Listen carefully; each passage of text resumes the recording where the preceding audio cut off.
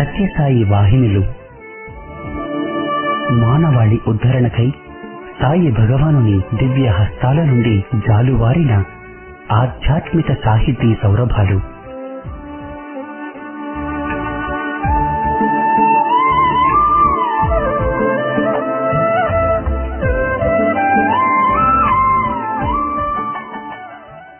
ఓం శ్రీ సాయిరామ్.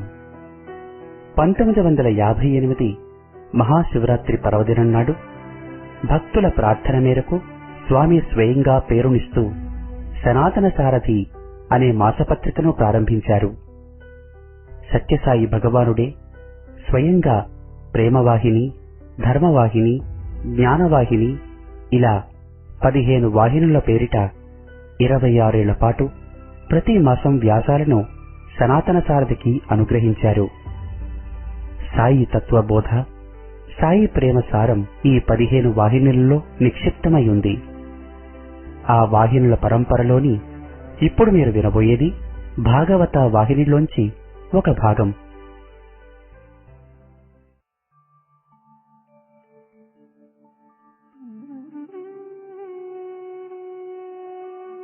ఈ 10 లక్షణములు సంక్షిప్తముగా తెలుపవలనన్నా పాలు పితుకుట మొదలుకొని వెన్నముద్ద చేయు వరకు చేయవలసిన పనులన్నీయూ అవసరమే. ఆయా పనుల స్థితికి తగిన గతికే ఈ నామములు కాని అన్నింటిలో ప్రధానము వెన్నముద్దయే. దాని కొరకే ఈ పై విధముల లక్షణములు చేయవలసి వచ్చును. అటులనే ఆశ్రమ తత్వసిద్ధి కొరకే సర్గ విసర్గాది వర్ణనము. దీనినే శృతిచే ఒక్కొక్క చోట ఒక్కొక్క వాక్యము చేతను తాత్పర్యము చేతను సాక్షాత్ రూపము వర్ణింపబడినది అని శుకుడు తెలుపగా పరీక్షిత్ మహారాజు తిరిగి మరొక ప్రశ్న అడుగు తలంచి, ప్రభు, నా ప్రశ్నలు పురాణ సంబంధములైనవని తలవిచ్చిరి. అటులా తమరు నాకు ఏ పురాణమును తెలుపుకోరుచున్నారు? ఆ పురాణములో ఉండవలసిన దశలక్షణములను తెలిపి నన్ను ఆనందపరచమని ప్రార్థింప శుకుడు తిరిగి వివరించుటకు ఉద్యుక్తుడై, మహారాజా వినుము. నేను నీకు శ్రీమద్ భాగవత పురాణమును చెప్పదలంచితని. అందులో నీవు అడిగిన సమస్త ప్రశ్నలకు సమాధానములు ఉన్నవి. దీనికి మించిన పురాణము వేరొకటి లేదు. అందుకుగల 10 లక్షణములలో మొదటిదైన సర్గమునకు సరైన అర్థమును తెలుపుదును. సావధాన మనస్కుడవై వినుము. సత్వరజ సమోగుణములు సమానముగా ఉన్నదానిని ప్రకృతి ఎందురు. మూల ప్రకృతి వలన పృథివీ, జలము, తేజస్సు, వాయు, ఆకాశము పంచభూతములను, శబ్ద స్పర్శ రూప రస గంధాదులను, పంచ తన్మాత్రలను, వాక్ పాణి పాద పాయు ఉపస్థలను, పంచ కర్మేంద్రియములను, చెవులు, చర్మము, కన్నులు, నాలుక, ముక్కులు అను పంచ జ్ఞానేంద్రియములను, మనస్సు, మహదహంకారములు రెండును 3 తత్వములు ఎప్పుడు ఉద్భవించునో అప్పుడు దానిని సర్గమని అందురు. ఇక రెండవదైన విసర్గమనగా విశేష రూపమగు సర్గమునకే విసర్గమని అందురు. చిత్ర విచిత్ర కర్మలనొచ్చు అసంఖ్యాక జీవుల ఉత్పత్తి చేయుటే విసర్గమని అందురు. ఇది విరాట్ పురుష సంబంధము. స్థానమనగా లోకమున ఏ వస్తువు పుట్టినను వాటికి కొన్ని హద్దులు ఏర్పరచకున్నా ఆ వస్తువులు వృధా అయిపోవును. అందుకై ఉత్పన్నమైన వస్తువులకు హద్దులు ఏర్పరిచి ఆ వస్తువులు ఆయా హద్దులు మీరకుండునట్లు చేయుటకే స్థానమని అందురు. ఉదాహరణమునకు ఒకటి తీసుకుందాము. ఒక యంత్రము కలదు.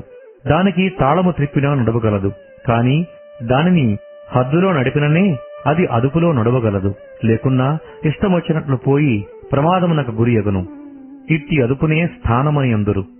పోషణమనగా సులభముగా తెలుపగలనన్నా దైవానుగ్రహమునే పోషణమనవచ్చును. సృష్టి కార్యములన్నీయూ పోషణ చేతనే జరుగుచున్నవి. చెట్టును నాటి దానికి తగిన పోషణ జరుపుకున్నా అది వృద్ధి కాదు కదా. తదుపరి మన్వంతరమనగా 8 జాములు గల రాత్రింబగలునకు దినమని పేరు. 30 దినములకు ఒక మాసము, 12 నెలలు ఒక సంవత్సరము. ఈ లోక సంవత్సరము దేవతలకు ఒక దినము. ఇటు దినములు 360 దినములైనా దేవతలకు ఒక సంవత్సరము. ఇట్టివి 1000 దివ్య సంవత్సరములు కలియుగము, 2000 ద్వాపరయుగము, 3000 త్రేతాయుగము, 4000 కృతయుగము. ఈ యుగములకు 200 సంధి సంధ్యాంశలుగా నుండును. ఇట్టి 12,000 దివ్య వర్షములు ఒక మహాయుగమనబడును. అట్టి మహాయుగములు 1000 గడిచినా బ్రహ్మకు ఒక దినము. బ్రహ్మదినములో 14 మనువులు మారుదురు. ఒక్కొక్క మనువు 70 మహాయుగముల కంటే అధికముగానే నుండును. ఇటి దానినే మన్వంతరమని ఎందురు. ఊతి అనగా కర్మవాసననే ఊతి అని అందురు. అనగా పూర్వకర్మ వాసనలను అనుసరించి ఆయా జన్మములు ఎత్తవలసి ఉండును. అంతేకాని భగవంతుడు ఈ జన్మ ఎత్తు ఆ జన్మ ఎత్తు అని ఆజ్ఞాపించడు. అతనికి అందరూ సమానులే. భేదములన్నీయూ వారి వారి కర్మను అనుసరించి కలుగుచుండును. దీనినే ఊతి అని అందురు. ఈశాను కథ అనగా ఈశ్వరుని గుణలీలను అతని భక్తులైన వారల యొక్క అనుభవ కథలను ఈశాను కథలని అందురు. తదుపరి నిరోధ లక్షణమన భగవంతుడు తన సమస్త శక్తులను ఉపసంహరించుకుని తనలో లీనము చేసుకున్నప్పుడు అతను యోగనిద్రను గ్రహించును. దానినే నిరోధమని అందురు.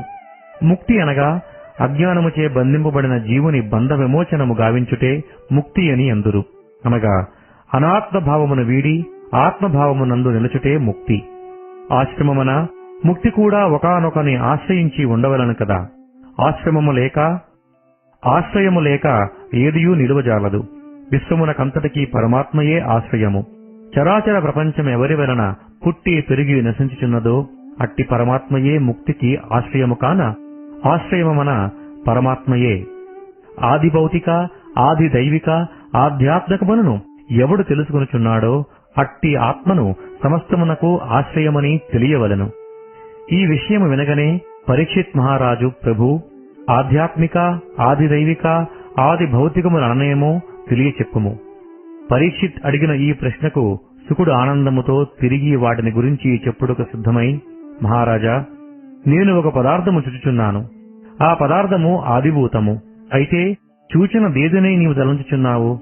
కన్నులని నీవు భావించవచ్చును. అయినా కన్నులకు చూచు శక్తి ఎచటి నుంచి వచ్చినది? చక్షువులకు అధిష్టాన దేవత యొక్క సూర్యుడి నుండి. కన్నులు సూర్యుడు లేక చూడజాలవు కదా.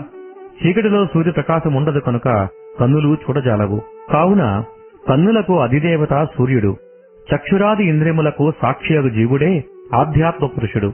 ఆధ్యాత్మ పురుషుడకు జీవుడును ఇంద్రియాధిష్టాతృ దేవుడగు సూర్యాది దేవతలను ఈ సమస్తమును ఆది భౌతిక దృశ్య పదార్థములు. ఇందులో ఏ ఒక్క పదార్థము లేకున్నను మరొక వస్తువును తెలుసుకునజాలవు. వస్తువును చూచినది కన్నులు. జీవాత్ముని ద్వారా వస్తువులు లేకున్నా నేత్రాది దేవతయగు జీవుడు వస్తువును చూచినది కన్నులు. జీవాత్ముని ద్వారా వస్తువులు లేకున్నా నేత్రాది దేవతయు జీవుడు ఉండియూ చూడజాలవు. ఈ మూడింటికి పరస్పర సంబంధము అన్యోన్యత కలదు. ఈ మూడింటికి ఎవడు సాక్షిగా ఉన్నాడో వాడే ఆత్మ. ఇవే భాగవతాది పురాణముల యందుండు దశ లక్షణములు. ఇంకేమి నీవు తెలుసుకొనగోరుచున్నావో తెలుపుము. తప్పక నీ ఆనందమును కోరి తెలుపుటకు సిద్ధముగా ఉన్నాను. అంత పరీక్షిత్, ప్రభు, పురాణ దశ లక్షణములను అర్థము చేసుకొనగలిగితిని. అన్నింటికీ ఆత్మస్వరూపుడకు పరమాత్ముడు సాక్షీభూతుడని కూడాను తెలుసుకొనగలిగితిని. ఆ సాక్షీభూతుడైన పరమాత్ముడు అనేక అవతారములెత్తి లోకమున చరించి ధర్మము బోధించి తన జన్మ కర్మ మర్మములను తెలుపు ఆ లీలామానుష విగ్రహుడైన రామకృష్ణాది అవతార రహస్యమును వినుగోరుచున్నాను. కాలము తక్కువ కదాయని తలంచక ఉన్న కాలమును కథాశ్రవణముచే పవిత్రము చేయునటుల ఆ దివ్యావతార లక్షణములను వినిపించి నా తృష్ణను తీర్చి తృప్తిని కలిగింపుము అని ప్రార్థింపగా, శుకుడు మహారాజా, నేనును ఆ దివ్యావతారముల గురించియే చెప్పదలంచితిని, వినుము. రాజా, భగవదవతారములు అన్నియూ శ్రేష్టమైనవే. అన్నియూ పవిత్రమైన చరిత్రలే, పూర్ణమైనవే. అవి వినుటకు ఒకదానికంటే ఒకటి అధిక రసవాహినీల వలె పవిత్రముల వలె కనిపించును, వినిపించును, ఆనందమును కనిపించును. కాని అంతర్తత్వం ఏకత్వమే, భిన్నత్వము కాదు. అయితే ఆయా సమయ సందర్భానుసారం ఆయా కార్య కర్మల నిమిత్తమునకు తగిన కాయములు ధరించి అవతరింతురు. అయితే మానవులకు అందుబాటులో ఆచరణయోగ్యమైన అలవాట్లను అందించి ఆనందమును చేకూర్చి ఆత్మతత్వమును తెలిపించి నిమిత్తమై వచ్చిన రామ, కృష్ణ అవతారములు మాత్రము మానవ లోకమునకు మగుటాయమానమైనవని చెప్పక తప్పదు. ఆ రెండు అవతారములే నేడు లోకమున ఆరాధన రూపమున స్థానమును పొందగలిగినవి. మిగిలినవి ఆయా కార్య నిమిత్తము వచ్చి అప్పటికప్పుడు విరమించుకున్నవి. ఈ రెండు అవతారములు అతి సుందర రూపములు. పురుషులను సహితము మోహింపచేయగల దివ్య కాంతులు ఈ రూపమునందు చిందులు తొక్కుచుండును. ఎట్టి శిలాహృదయుడైనను ఆ రూపములను చూచి మోహితులుగాక మానరు. ఋషులు, రాక్షసులు సైతము సర్వేంద్రియములను నిగ్రహించి సర్వసంగ పరిత్యాగులై తమ కాయములే తాము మరచిన వారలు సైతము ఈ శ్యామల వర్ణులను చూచి మనస్సుల నింపుకొనలేకపోయిరి. అట్టి దివ్యావతారుల చరిత్రలు మరెంత దివ్యముగా మధురముగా నుండునో నే వర్ణింపజాలను అని శుకుడు ఆనంద భాష్పములు రాల్చుచు కొంతసేపు కన్నులు మూసుకుని ఆ దివ్య రూపములను స్మరించుచు, రాజా వినుము, రామచరితము వివరములు తెలుపుచూ వెళ్ళినా ఇక కృష్ణచరితమునకు కాలము చాలదు. కాన సంక్షిప్తముగా నించిన ప్రధాన విషయములనే నీకు అందింప సంకల్పించితిని.